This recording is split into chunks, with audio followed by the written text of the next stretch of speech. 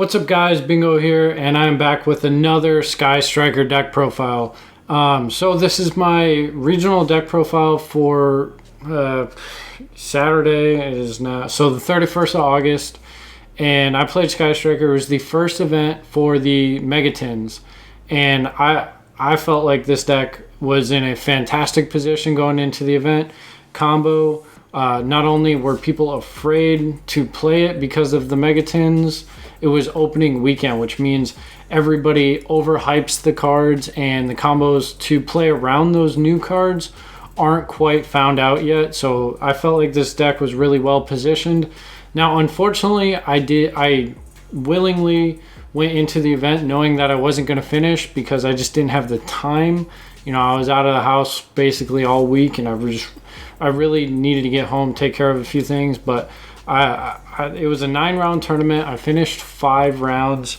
So I was X1 going into round 5, or I was X01 going into round 5.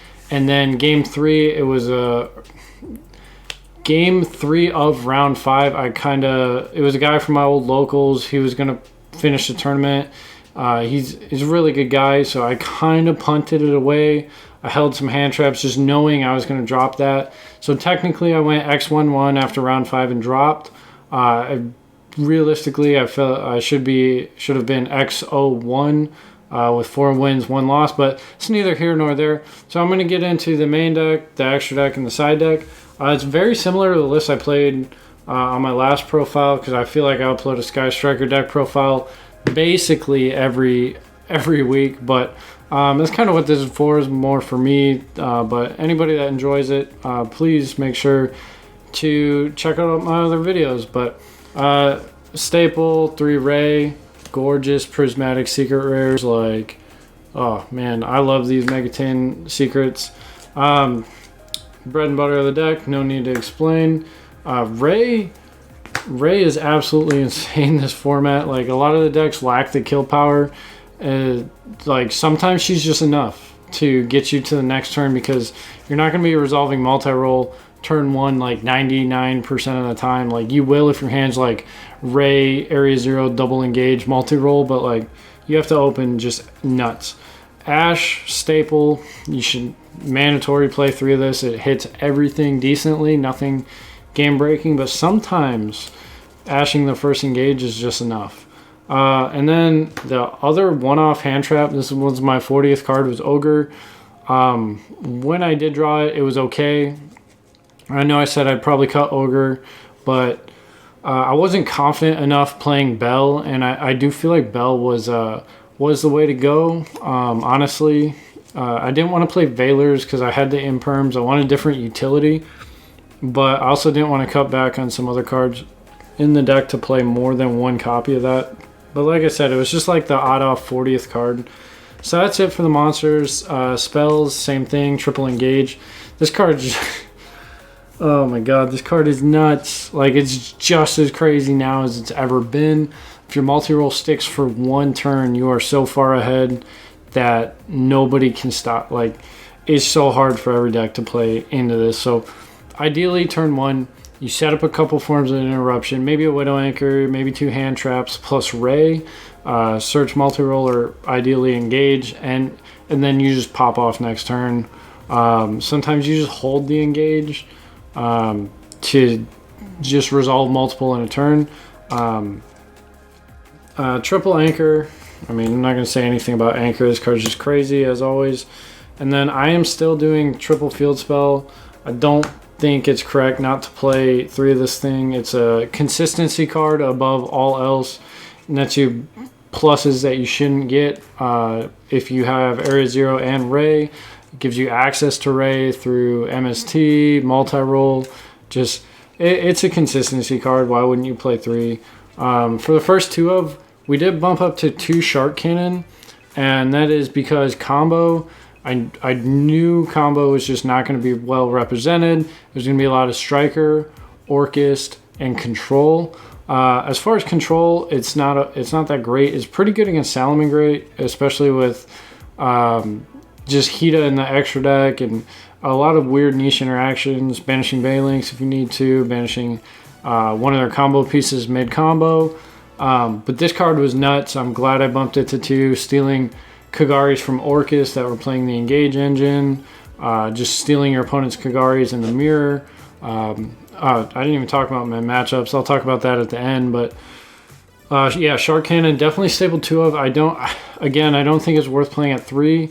I'm not playing a deck. This version of the deck, I do not comfortably blind second, but you can play going second very, very well. But again, this is just a card going first. It doesn't really do anything half the time. Now for the 1-ofs, 1 Jamming Waves. I don't know why I put that there. 1 Afterburners, 1 Multi-Roll.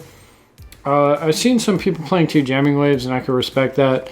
But I don't want to play more than 1 of it. If I need it, I'll get it back. And if I can't get it back, I'm probably in a position that I shouldn't have been in the first place, so I should have just played better. Afterburners, good as ever. Multi-roll, insane.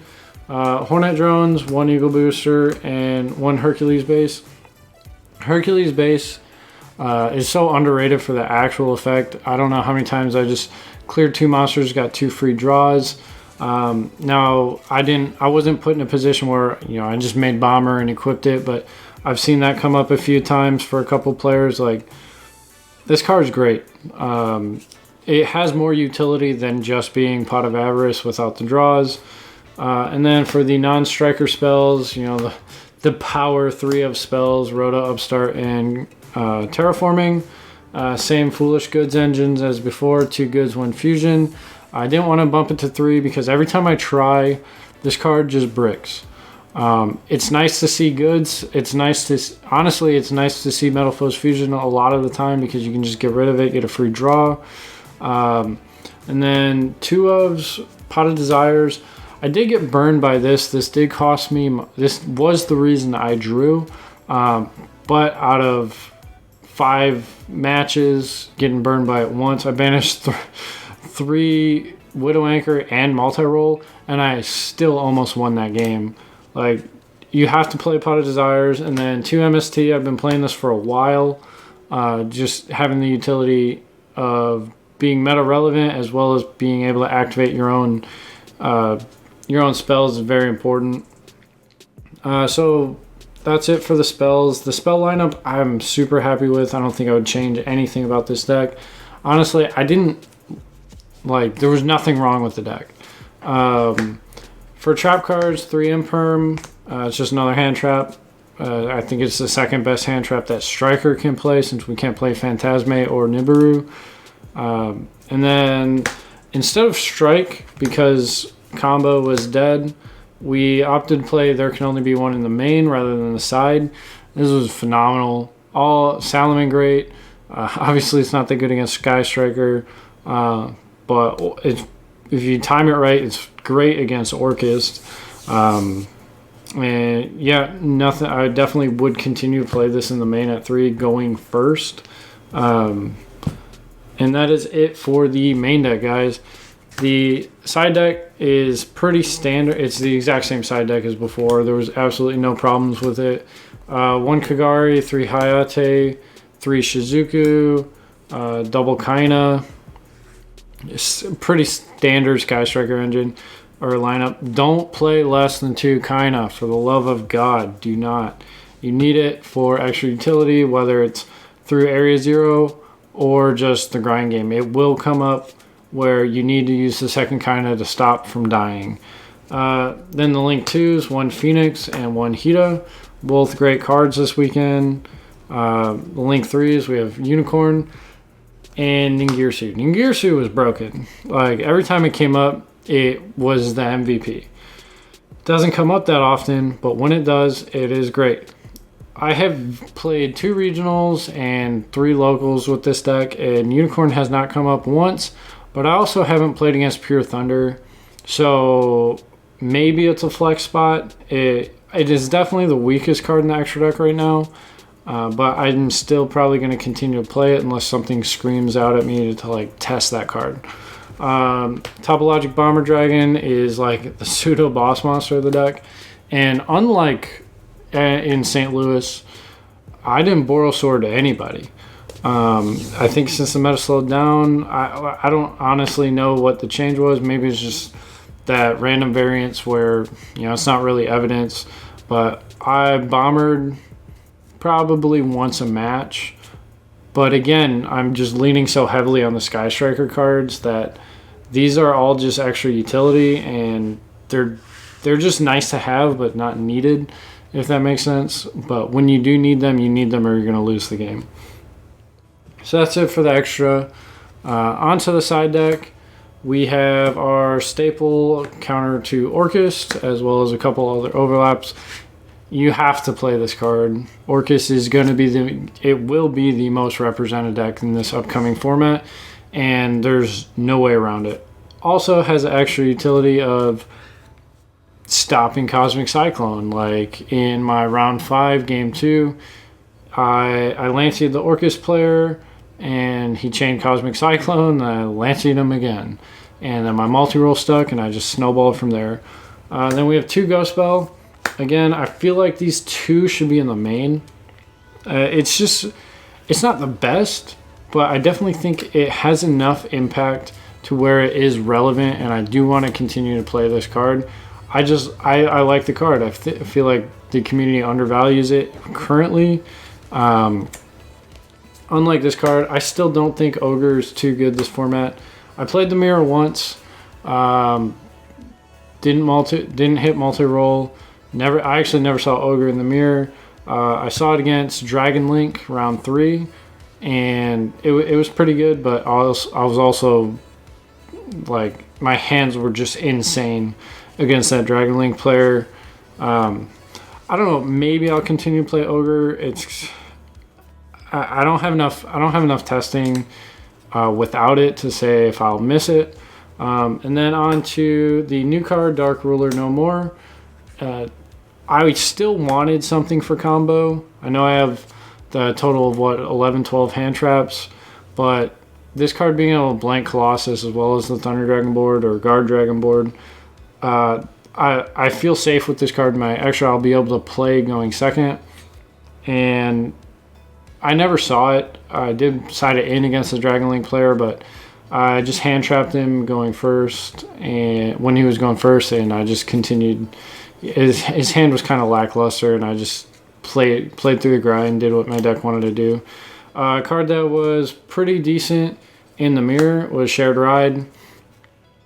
I'm glad I tested this card, and that's really what it was for. I saw a couple of top cut lists playing it, and I really want to play this card because I miss Max C dearly, and it just kind of feels like that. In the mirror, it was phenomenal.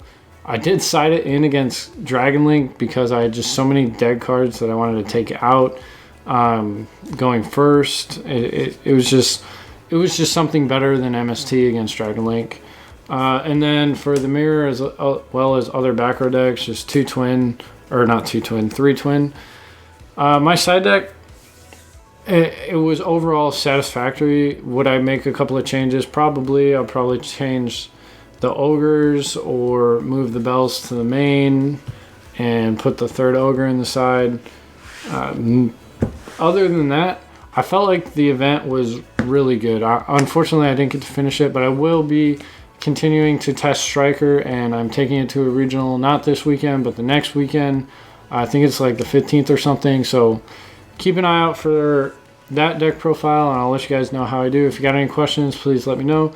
Check out our Yu-Gi-Oh! Podcast that we do. We talk about the metagame, product releases, just about everything in the game. It's 30 minutes long, comes out every Monday at 8 a.m. on iTunes and Google Play, Central Standard Time in the U.S. But, guys, I got nothing else for you. I'll see you next time. Peace out.